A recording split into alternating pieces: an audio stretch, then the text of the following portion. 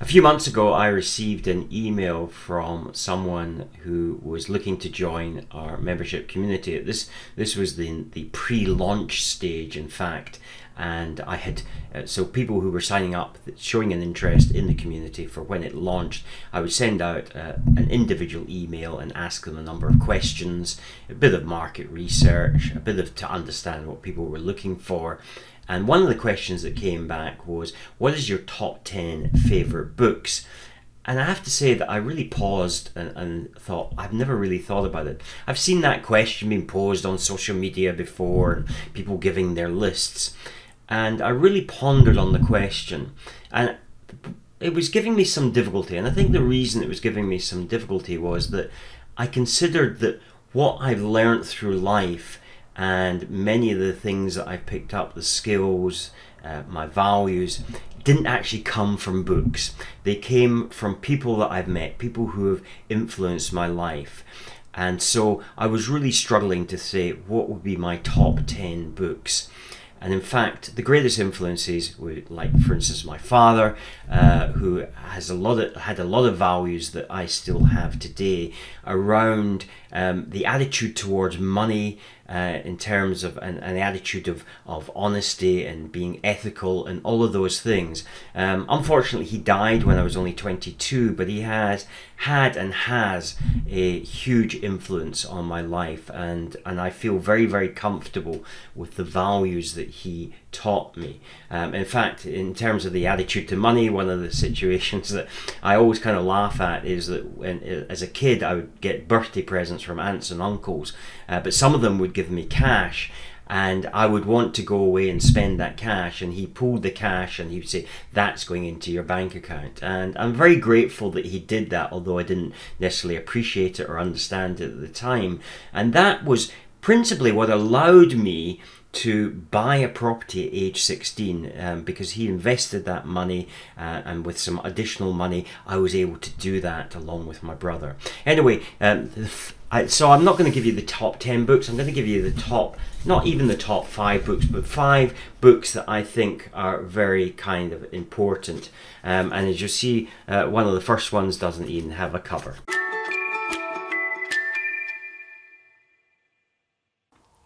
Hi. My name is Jim J. Davidson, and I'm a property developer. I first got involved in property in 1973 at the age of 16, when my brother and I purchased a flat in the student area of Edinburgh.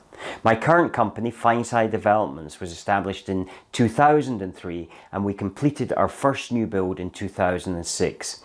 This channel is really dedicated to providing you some of the things that I have learnt along the way. I'm not an expert. I don't profess to know everything, but what I do know, I hope, will help you on your property journey. So the first book, you probably can't necessarily, unless you recognize the intro, won't necessarily know what this book is. If I turn it around, you may have a clue. It's Think and Grow Rich, and it's been well battered. It's got lots of sections within there. It's got that have been highlighted. It doesn't have a cover, as I say. I first picked up this book, I think, in the sort of like late 80s. It was my first introduction to personal development. It was something that just wasn't known in those days. Today it proliferates everything, and we're very much aware of it. And so personal development was not something that really anybody knew about, or anybody really sort of got involved in. And indeed, when you think of somebody like Tony Robbins, which a lot of you will know, he didn't get started until the mid-80s. So this whole idea of a personal development industry was very, very much unknown. It was known to some very, very few people, but not in the mass market. This book has lots of great principles in it. I think one of the most significant things, it talks about the ability to surround yourself with the right people, and I think that's very, very important. But also they talk about a secret in here, and to me, really, the secret is, if you really believe it, you can achieve it. And what I've found through life is anything that I really wanted passionately and was determined to have and just wouldn't give up, would just fight every obstacle that was put in my way, I achieved. Those things that I kind of wanted, it was a dream, I thought I really wanted it, but just didn't have that white hot burning desire to achieve it. It just didn't happen. So I think the answer to the question is, the secret is, if it's something you truly, truly want, then you can achieve it. If you don't want it that much, or if you, and this is why it's very important, I think, when you come up with an idea or something that you think you want, is to really establish if that is something that you really want, because you're much better to spend that valuable amount of time on something that you truly, truly desire. The second book, again, I picked this up, I believe, in the US. Yes, in fact, it's got a US price tag on it. So this would have been the 1990s. And in fact, this was based on a number of articles that were being published in, I can't remember, it was a magazine now. It is a while that since I've read it. But what I like about this, and again, a lot of what's in here is the principles that my dad taught me in terms of money and valuing money, and really allowing money to sort of grow. And one of the things, also my grandfather came from a very poor background, but became a dentist. Now, he was born in 1884, so you can imagine this is quite a time before. He was born in 1884. At 23, he actually opened his own dental practice. You couldn't do that today. You can't even qualify, I don't think, as a dentist. But he had some very good principles, which he clearly passed on to my dad. And so what he did was, he had a very good source of income, generating income through his efforts. So if you think of the dental practice being like a business or employment or whatever it is, so he had maximized his earning potential in trading hours for dollars, as we talk about that. But then he'd taken that money and invested it, and primarily he had invested it in property. And an interesting thing to note was that he invested in property when everybody else thought that property was not the thing to invest in. I'm talking about in the 30s, when people were believing that property would never come back again, that it was not a good asset to be involved in. And yet you had the same attitude post the 2008 financial crisis. People, I remember my lawyer saying to me, I don't think property will ever come back. And you'll find the same again what happens after the next crash. Somewhere around 2026, 2028, people will think that's property done. It's just never going to be valuable again, or a good place to put your money. So he clearly understood the property cycles. So a great book here. Those of you building a business, I think this is a great book. This book kind of reinforced things that I already know, already knew at that time, but also expanded upon it. Again, this was a 1990s book that I purchased this. So if you're picking up these books, you'll probably find that they have different covers today, but nevertheless, what their insights are very, very valuable. And what Michael E. Gerber did in the E-Myth was to so incidentally, I don't think I actually said this is the richest man in Babylon. And this is the E-Myth. Michael E. Gerber talks about 3 stages of a business development, and the fundamental thing that he says is that most people become very good at a technical skill. So they could be a graphic designer, they could be a landscape gardener, they could be a plumber, they could be an architect, an accountant, a lawyer. Whatever it is, they become very good at that skill, and suddenly they look around one day and they say, but I'm not making the money here, it's somebody else who owns this enterprise. So I'm going to set up my own enterprise so as that I can benefit the maximum from my labors and have people working for me like I'm working for this particular person. And so therefore they set up this as what he calls an entrepreneurial seizure. In other words, they have this great idea, But the missing part is that they have no idea how to run a business, because their clients were brought to them, their customers were brought to them. They just merely service those clients or customers, or whatever you'd like to term them. And in order to build a successful business, you go through three stages. You start off solo, you then start to employ people, and with that comes all sorts of other problems. So how do you actually create systems in order to bring people on board, but also deal when you lose certain key people? How do you replace them very quickly and bring them up to speed? And how do you ultimately move away from the business into a position of leadership, so as that you are looking at the large picture, the overall picture, and guiding the business, but removed yourself from the day-to-day running of the business. And that's one of the philosophies that I want to expand upon in the membership community as it grows, because if you remember, my philosophy is build a house, build a property business, build a lifestyle of choice. And so it is very much in the same vein as this book that you can develop a successful property business through this, or indeed any business, because this naturally doesn't apply to the property industry. And where I kind of first learned that was because I worked for larger employers, and they systemized their business, and so I very much saw that. So when I actually established my first business in 1983, which was a convenience store, in fact it was a licensed grocer that converted into convenience store trading, which was very new, and most people said, oh, it'll work there, but it won't work here. And I drove that business forward again with my brother. We ended up with four stores and a petrol station before I went off to live in Florida. So again, a great book I would certainly highly recommend. And in the similar vein to that is this book here, The 4-Day Work Week. And this talks about basically freeing yourself from employment and again living a lifestyle of choice. There's so many nuggets in here, but one of the interesting concepts for me was the although it's not something I necessarily desire to do myself, but so what Tim Ferriss talks about doing is maybe taking building some sort of like business or some sort of income stream where you're able to then operate it from any part of the world.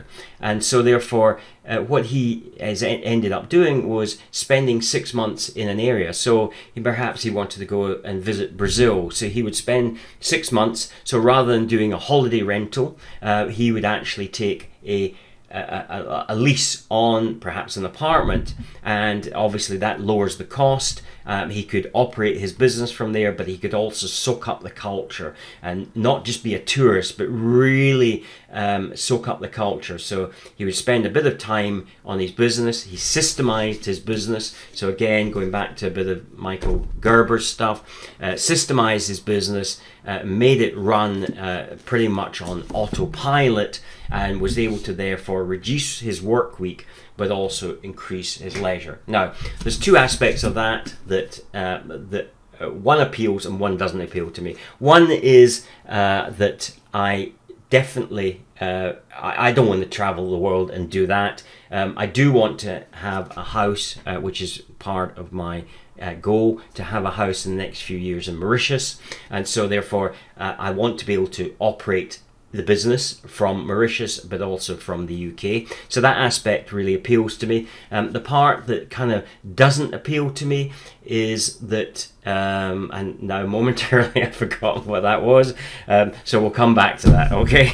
All right. So the final book that I'm going to put in here is a book called Superself, and this is written by a gentleman called Charles Givens. Charles Givens unfortunately died quite a number of years ago now, I guess. Again, I picked up this book when I was living in Florida. In fact, actually I picked up the cassette version to show you how old it was. It's probably now available digitally from a company called Nightingale Conant, who produce a raft of personal development programs, mostly digital or perhaps CDs. I'm not really sure. I haven't visited them for a while, but an excellent catalogue of personal development information. Anyway, Superself has lots of different things in there. It's a real go-to book to how you basically buy back time in your life. And so Charles Givens, when he was alive, had a lot of different companies that he had built up using systemizing it and allowing those businesses to grow. He talks about his personal income at that time, and you're talking about the 1990s, was $25 million.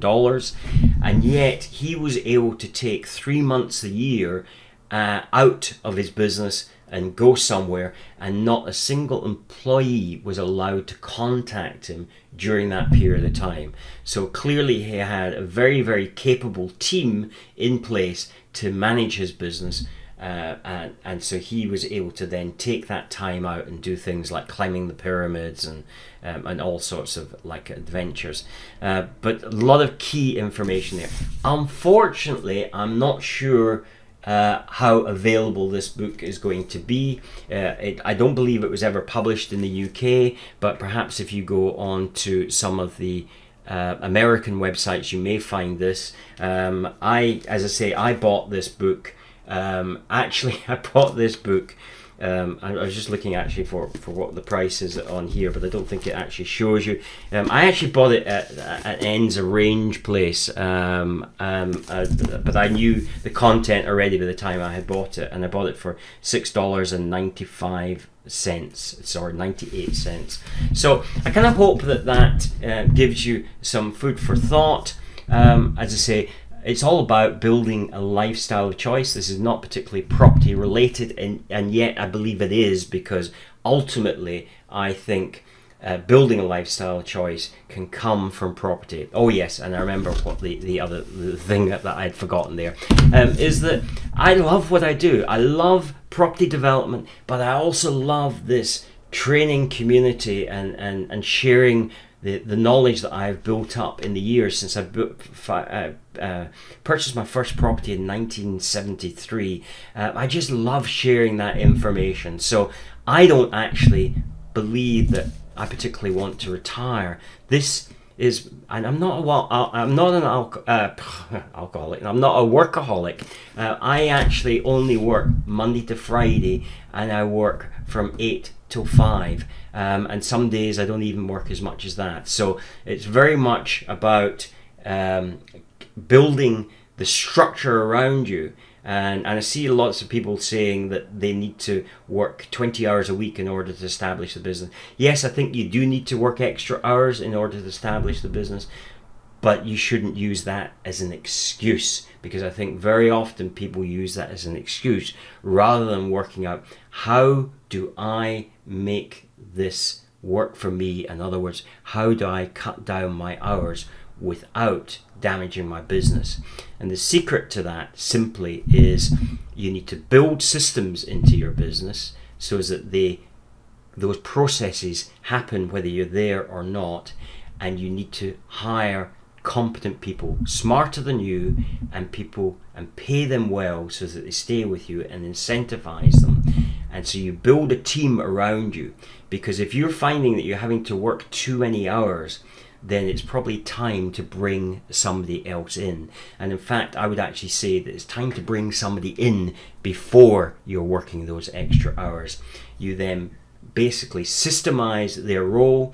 You make all sorts of recordings of that role, whether it's video or whether it's written information, so as that even in the best incentivized person may decide to move on, that they become easy to replace, because you're able to plug them into your systems and very quickly bring them up to speed, and you're not then held to ransom by somebody who you're frightened of losing. And you must always, of course, expect the best from people, but you also have to provide leadership, and leadership is key. Don't expect somebody to do something that you wouldn't do yourself. I hope you found this valuable. If you haven't already subscribed to this channel, please subscribe now. If you're not a member of our membership community, you'll find links either in the description below, on the header above, to join our community. It's expanding. There's lots of content still to come, and in the coming years I hope it will prove to be a very valuable resource to you. I look forward to seeing you in the next video. If you're new to the channel and haven't seen some of the other videos, have a look around. There's lots of videos. We're now approaching 100 videos, so there's plenty of content for you to consume. Thanks for watching. Take care and stay safe. Thank you for watching.